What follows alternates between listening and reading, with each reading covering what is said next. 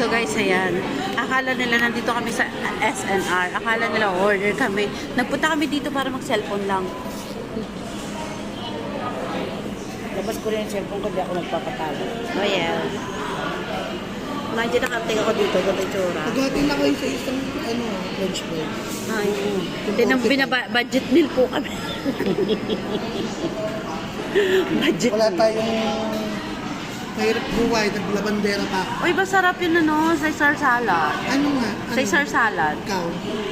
Malaki madami yun ah. At sa ating lahat, bakit? Hindi pa. Ang sa'yo lang. Sa akin lang. Kasi kanya-kanya.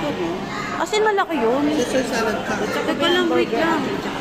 Baka malaki naman yun. So, Ay, sabing wait lang eh. Ayan ang aming bagong waiter sa SNR. Ayan o, diba? Bago na daw ngayon yung ano eh.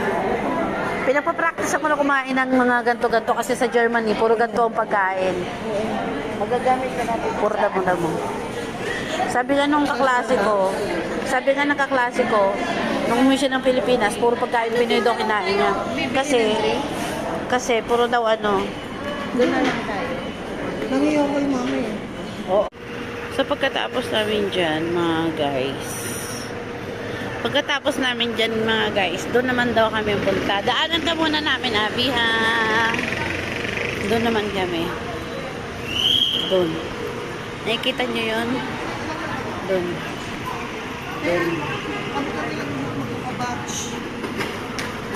Hindi kami sa Jollibee, guys. Doon kami doon. Nakita nyo yung babaeng sirena? Ang mahaba ang buhok. Doon daw kami. Pagkatapos namin sa SNR, doon naman kami sa mahaba ang buhok na may buntot. Doon. Hindi talaga.